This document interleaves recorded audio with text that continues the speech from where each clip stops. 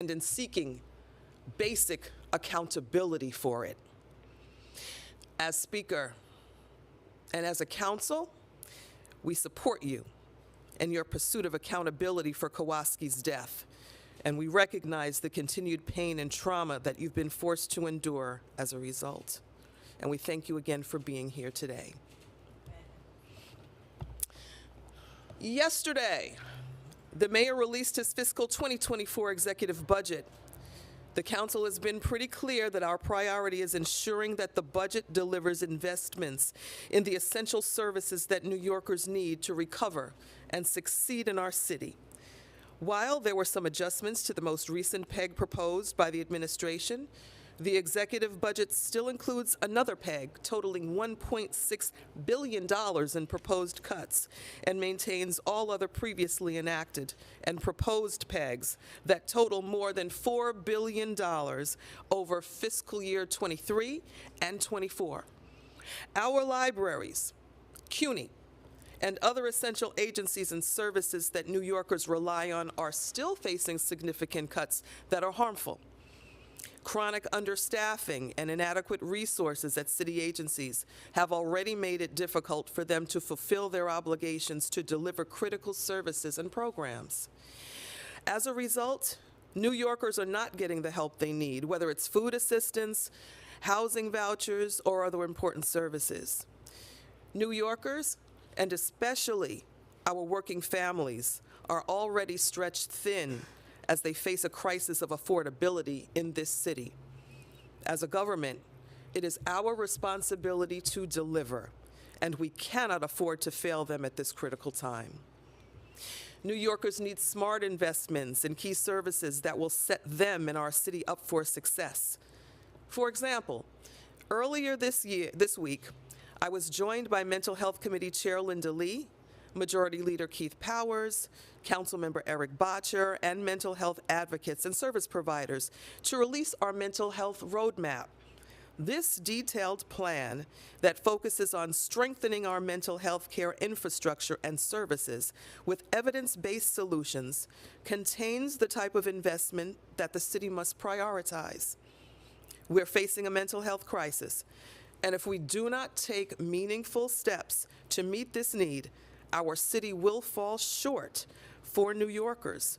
This is not just one example when we talk about essential services that we must prioritize for investment, and the council is fighting to deliver. As we continue to negotiate the city budget, we will be guided by these priorities to invest in the people of our city and their needs. Now let's move on to the stated agenda. First, we will vote on the following finance items: a transparency resolution approving new designations and changes of certain organizations receiving funding in the expense budget, a preconsidered resolution to authorize Article 11 exemption for one building in Washington Heights in Councilmember Abreu's district, 5 preconsidered resolutions to authorize one new Article 11 exemption and amend 4 prior Article 11 exemptions for 4 buildings in East Harlem in Deputy Speaker Ayala's district, a preconsidered resolution to authorize Article 11 exemption for one building in West Harlem in Councilmember Richardson Jordan's district, and a preconsidered resolution to authorize an Article 11 exemption for one building in the Upper West Side in Councilmember Brewer's district. Next, we'll vote on the following land use items. 24-56 Far Rockaway Boulevard rezoning will facilitate the construction of a new mixed-use building and approximately 26 housing units. The council is modifying the application to change the proposed R6B district to an R5D district and remove an existing school from the rezoning area to better reflect the surrounding community character. The council is voting on a motion to file the text amendment, which was withdrawn by the applicant in Majority Whip Sylvina Brooks Powers district. 246-06 South Conduit Avenue commercial overlay, an application to bring an existing tire shop into conformance with zoning, also in Majority Whip Brooks Powers district. That's a mouthful, Savannah. Next, we will vote on the following pieces of legislation. Resolution 487, sponsored by Councilmember Ina Vernikoff, would recognize April 29th as End Jew Hatred Day annually in the city of New York. Resolution 460, sponsored by Councilmember Amanda Farias, would call on the state legislature and the governor to fully fund the MTA in the 2024 budget so that riders have effective, affordable, and frequent public transportation, and to ensure the MTA maintains fiscal stability. Next, we will vote on a package of bills aimed at improving government efficiency and eliminating outdated entities. Resolution 566, sponsored by our Governmental Operations Chair, Councilmember Sandra Ung, approves the report and advisory board review commission's determination recommending the waiver of 8 reporting requirements that was communicated to the City Council on January 24th, 2023. Introduction 1004A, sponsored by Councilmember Natasha Williams, would repeal certain reporting requirements selected for waiver by the Commission and amend certain outdated and unnecessary reports and studies. I invite, is she here? She's not here yet, okay. Introduction 984A, sponsored by Councilmember Gail Brewer, would repeal certain outdated and unnecessary provisions, temporary programs and pilot programs, and unconstitutional provisions from the Administrative Code of the City of New York, and I thank Councilmember Brewer for her leadership on this bill. And Introduction 986A, sponsored by Councilmember Amanda Farias, would repeal certain outdated and unnecessary advisory boards, task forces, and commissions from both the City Charter and the Administrative Code. I invite Councilmember Farias to the podium to speak about her legislation. Thank you, Speaker.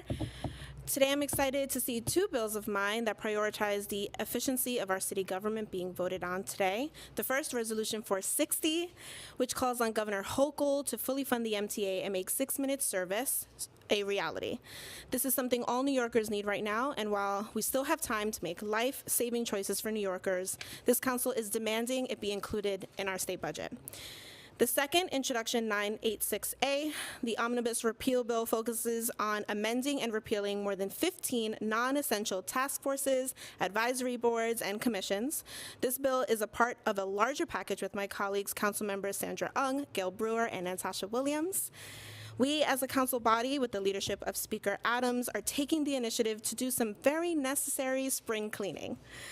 It's long overdue to remove items that are outdated and no longer serving a purpose. Removing completed task forces, duplicate efforts by agencies, rules that are already commonplace, and expired commissions definitely need to go to ensure efficiency in our admin code and our city charter. Thank you to Speaker Adams for your leadership on this, the council's legislative division, and thank you to council members Ung, Brewer, and Williams for your collaboration on this important legislative package. Thank you. Thank you, Councilmember Farias. Next, Introduction 891A, sponsored by Councilmember Rafael Salamanca, would allow gaming for charitable purposes at professional sporting venues. This bill would authorize sports venues to conduct raffles during professional and collegiate sporting competitions from 2 hours before the beginning of play until the end of play. Venues like Yankee Stadium and Citi Field would be able to host gaming when operated by an authorized charitable organization. I invite Councilmember Salamanca to come forward and speak about his legislation. Thank you, Madam Speaker, for allowing me to speak on Intro 891. Across the country, professional sports teams are raising incredible sums of money for local charities through games that are completely separate from the action on the field. The game and 50-50 fan raffles.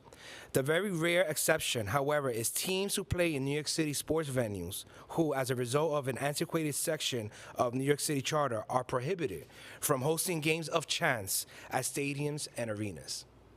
For those of you that don't know, 50-50 raffles are a staple of stadium fans' experiences that have been around for decades. Teams sell numbered raffle tickets before and during games, before announcing the winning ticket near the end of the game. While 50% of the proceeds go to winning fans, the other 50% goes to a far more meaningful purpose, a local charity of the team's choice.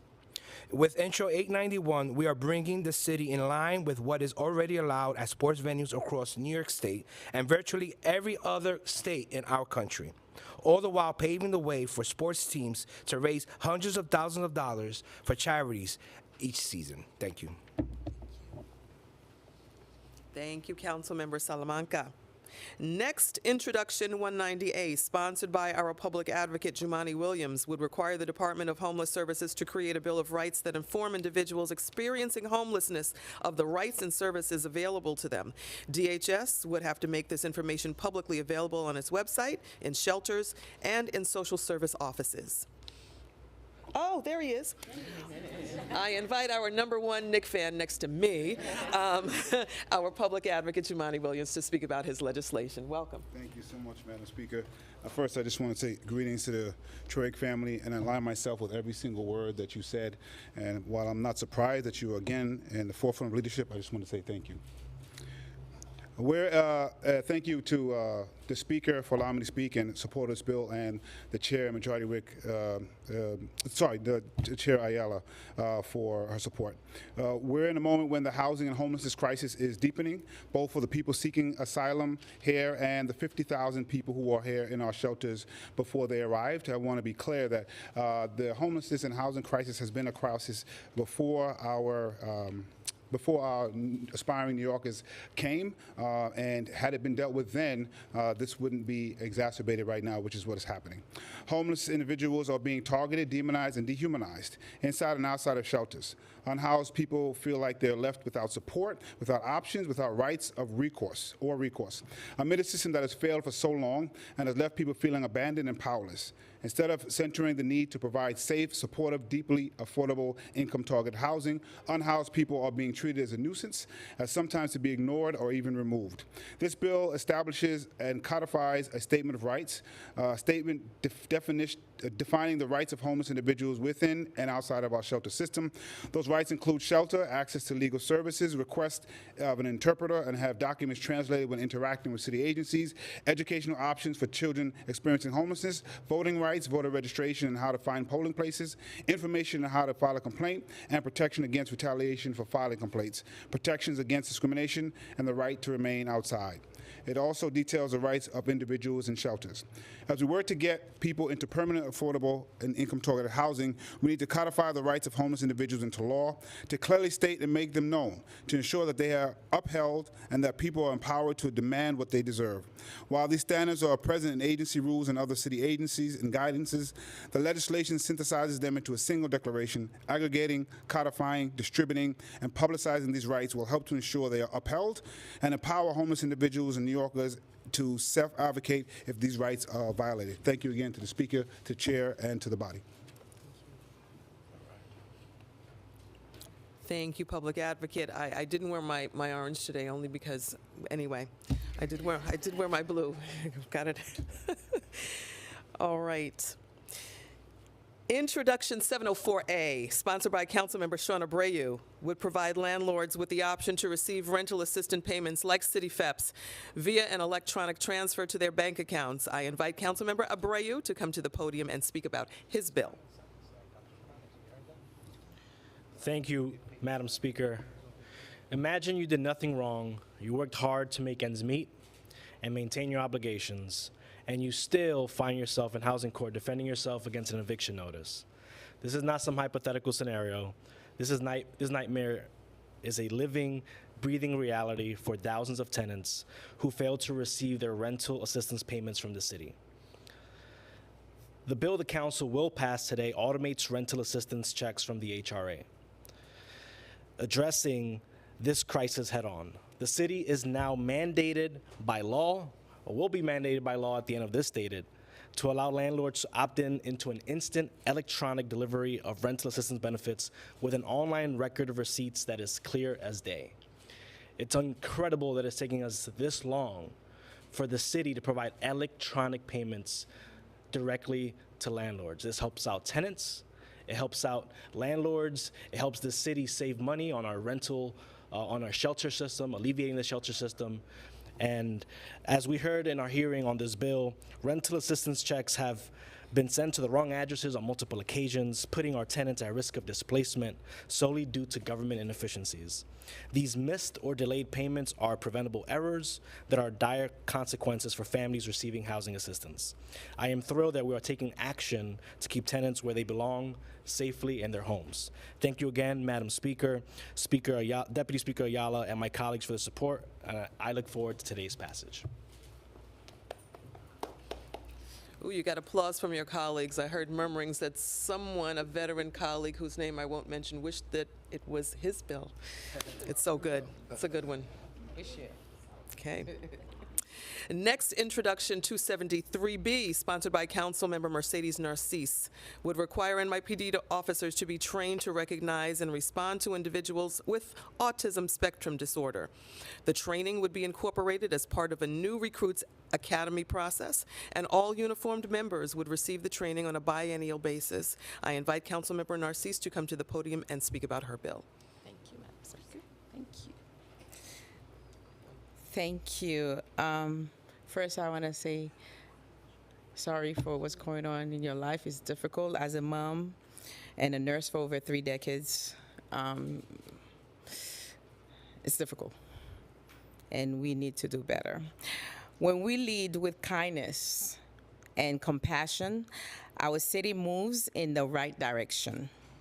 Today, with the passage of Intro 273B, we are doing just that. There are more than 300,000 New Yorkers are on the autism spectrum, and the number of New Yorkers with ASD is on the rise. This increase will ultimately lead to more interaction between NYPD and New Yorkers with ASD. New Yorkers with ASD have unique needs, and at times their behavior and mannerism can be misinterpreted by police officers as an act of aggression. This bill will fully train our police officers, all the force, on how to best approach and engage with people on the autism spectrum. This will lead to safer outcomes for all parties involved. An interaction with police for a person with autism spectrum disorder can be severely traumatizing and unfortunately at times inevitable. While I wish trained medical professionals could be on the scene as first responders to all the calls involve people with ASD or mental health issues, but unfortunately, it's not happening today. Until we increase funding for those services, and the NYPD will continue to be the primary first responders. It is unfortunate. To that point, we must adequately train officers to increase their recognition of autistic behaviors and help avoid misinterpretation and escalation. I thank you, Madam Speaker. This is very dear to my heart. Recently, parents called me in New Jersey. Her child was took to the police, to the precinct because he had a phone, and they're trying to get the phone because they assumed that he took a picture of someone, a young lady at the ring. So this bill, and the mother called me and said for me to encourage, to go in Jersey and encourage my colleagues. So, Madam Speaker, again, thank you, and all my colleagues who supported this measure, including Councilwoman Camilla Hanks, Council Member Dolly Mealy.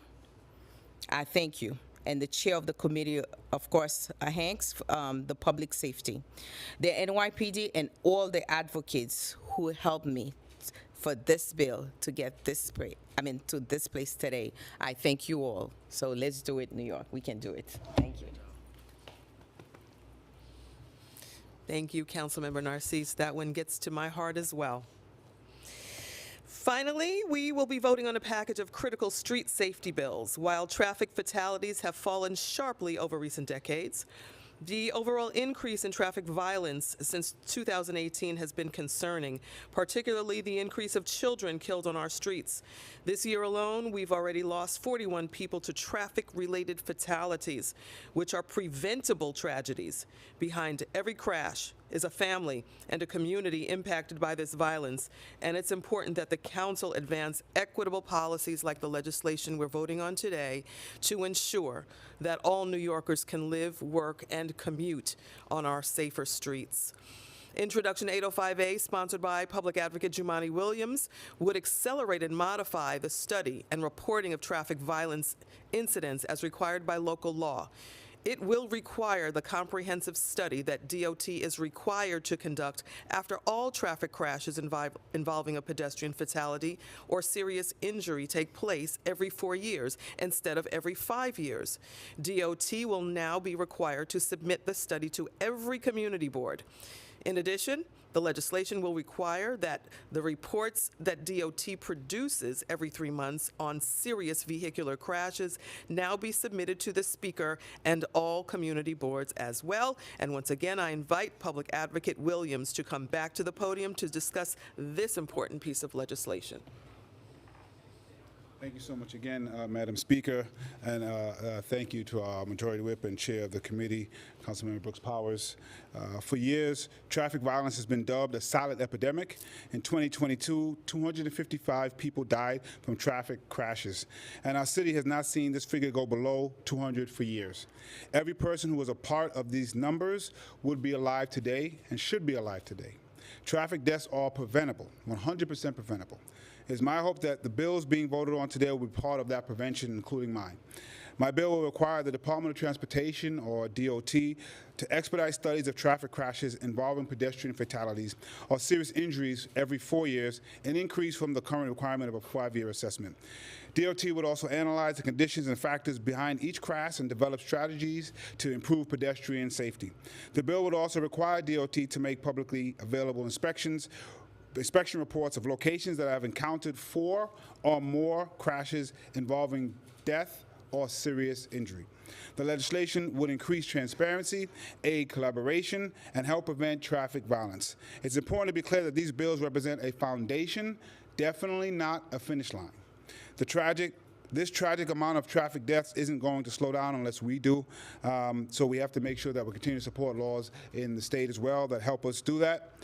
So much of the budget negotiations have been dominated by a so-called focus on public safety, but it ignores things like street safety, where we have solutions proven to save lives. And I always try to talk about this along with gun violence, because they are the things that are the most preventable, and it makes it so hard that we are still allowing people to die because of them. Thank you.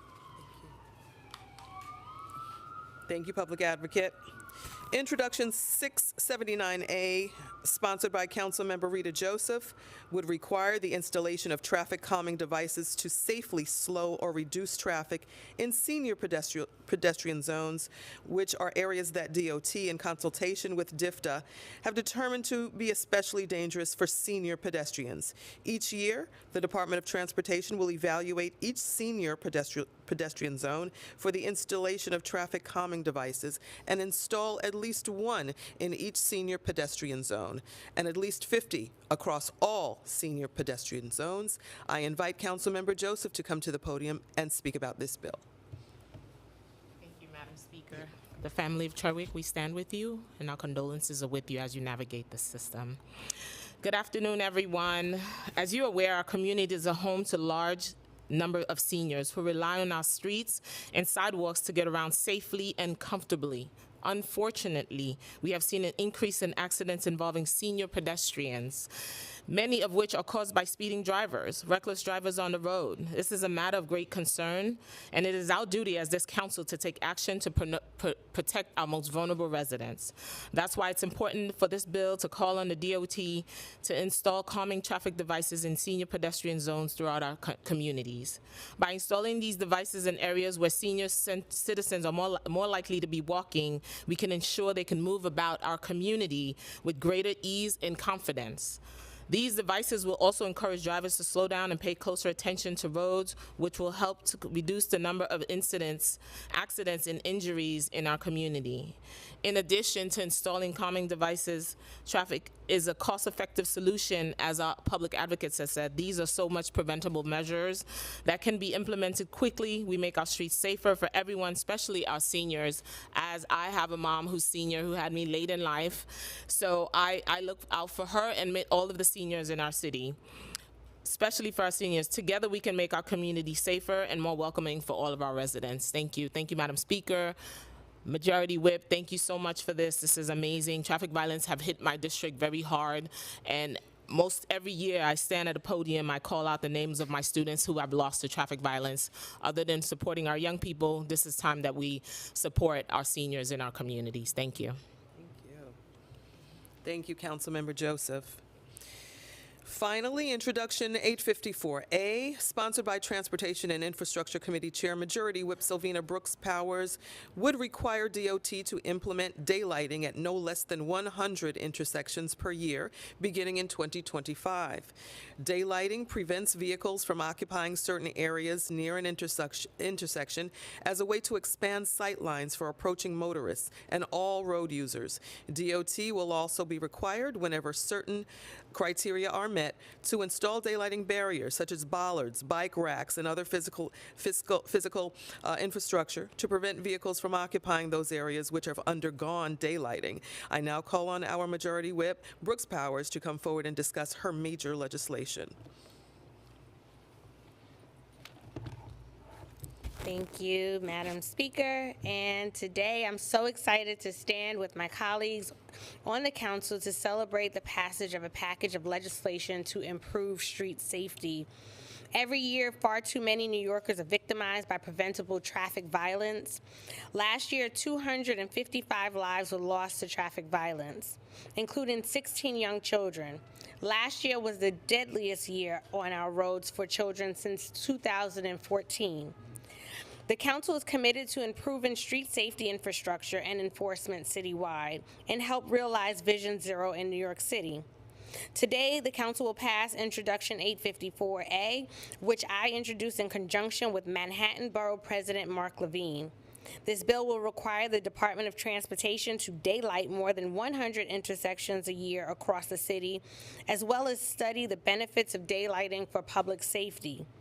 Daylighting is a proven safety measure that expands sight lines at intersections where traffic violence often takes place. Daylighting increases visibility to oncoming traffic and reduces danger for pedestrians and driver alike at these intersections. I believe daylighting, especially when implemented with physical features, can prevent injuries and deaths in New York, and I am proud to see this legislation pass today. These bills are part of a long-term project of this council to improve street safety. We will continue to pass legislation, hold the Department of Transportation accountable, and demand equitable street safety infrastructure in neighborhoods throughout the city. I thank Speaker Adams and my colleagues for their partnership, and of course the Speaker for her leadership, especially on this crucial issue. And I look forward to seeing these bills become law. Thank you. Thank you very much, Majority Whip. That concludes our stated agenda. And with that, we will take on-topic questions first. On-topic questions. Joe? I had a question about the budget remarks you made earlier. So the budget will be an off-topic. It's just the legislation that. The bills. We'll come. Nothing on the legislation? Really? Really? Good bills. Thank you. Thank you. Thank you so much. Thank you. I'm not going to abandon you. You can, thank you. You gonna stay too? Thank you. Come on. I'll stay. We got your back. We got your back. Come on. SCQ for what? All right. Joe? Yes, sir. Good. Question just about your budget comments. Yep. The budget the mayor released yesterday was balanced. So I'm wondering where you think the money should come from to fund some of the things you think are left in the Well, you mentioned a balanced budget. We're going to be negotiating with the mayor around those essential services that we see are in dire need for the people in the city of New York. We are going to talk a lot about the pegs that are existing that are devastating to a lot of different spaces, particularly to the agencies that deliver the critical services that we need and are certainly not functioning at a level that they need to function at. And you know this, it's because they lack staffing right now. So many holes are there, adequate support, and we can't afford to continue with the cuts. So we are going to negotiate around those issues, and we believe that we will be negotiating in good faith, and we'll see where we end up over the next month and a half or so. Quick follow-up. The Citizens Budget Commission came out with a report saying that most of the elements of the pegs that have been instituted by the mayor, they actually don't impact services. It's more things like debt refinancing, or they just happen to not spend all the money they budgeted for something like snow removal or something like that. Are you arguing that these elements should be restored as well? Like, do you want the whole peg gone, or do you draw a distinction between stuff that's service-related and stuff that's really just kind of like happenstance savings? Yeah, well, again, we are responding in our negotiations, or will be responding to the pegs overall. We're going to take a look at, once again, in the spaces where the administration says that the peg was one thing and maybe something else. We're going to get to the bottom of that as well in the negotiation. So it's not necessarily the fact that we dispute where these pegs are taken from. What we're going to be working with, though, will be the deficit caused by the pegs that are in place. So all of those things will be determined over the next few weeks in our negotiations. Thank you, Joe.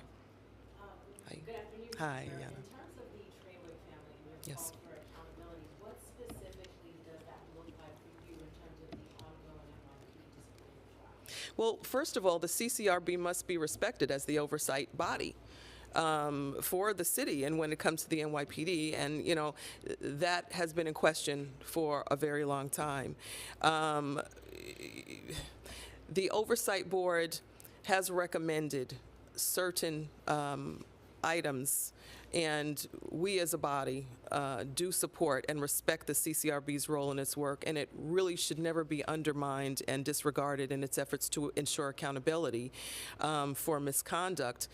We are representing all New Yorkers, no matter who they are, no matter where they work, and that's why I do support the Trawick family. I support the CCRB's role within our government, and we do call for accountability. So does that mean then you want to see the charges against the officer substantiated ultimately at the end of the trial? We want the trial to go forward, and we want the system to play out.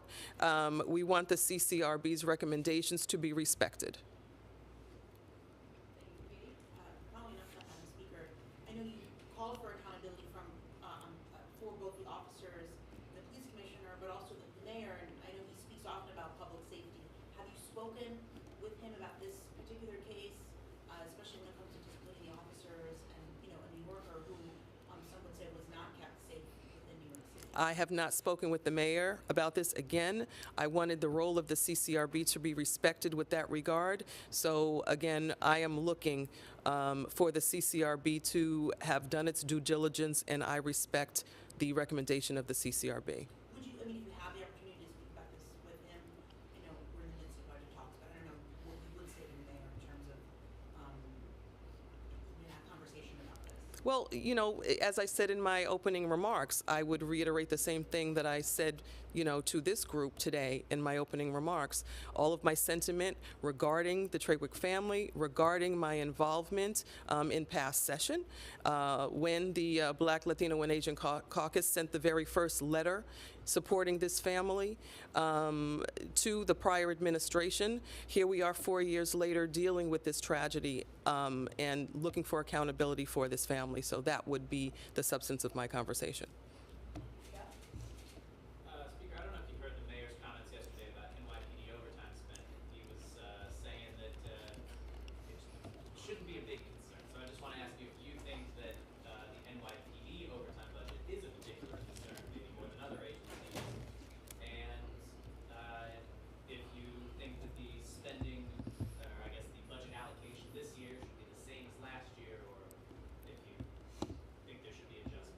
Thank you, Jeff. Jeff, the NYPD consistently blows past its budgeted amount for overtime costs in the hundreds of millions in a way that no other city agency does. We care about responsible budgeting and the fiscal health of our city, and allowing an agency's overtime spending to routinely go beyond its budgeted amount year after year is not responsible budgeting. Our budgets should aim to reflect our spending, and the numbers and proportions of other agencies are not even close or comparable. Ethan. So the revenue projection that the mayor's office put out ended up not being too far below what the council, put out in its budget response, and you highlighted that in your statement. Why do you think there's such different conclusions about, the resources that are available and what can be done with them? I actually read an article this week about why that is by a certain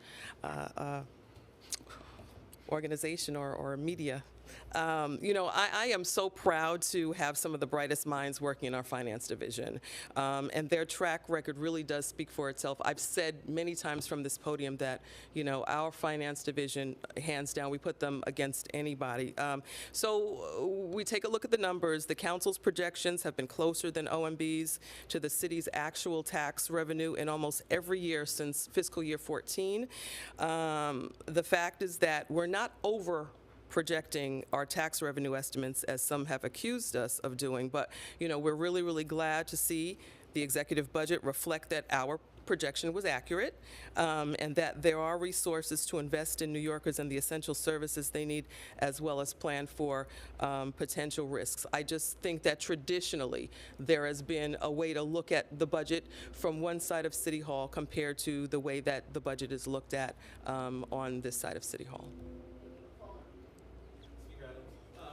Thinking about, approaching administration in negotiating, are there any specific areas of the budget that you guys feel like, any specific departments or agencies that you feel like need to be restored? And I guess how do you plan to approach that in your negotiations, given the mayor's preliminary and then executive?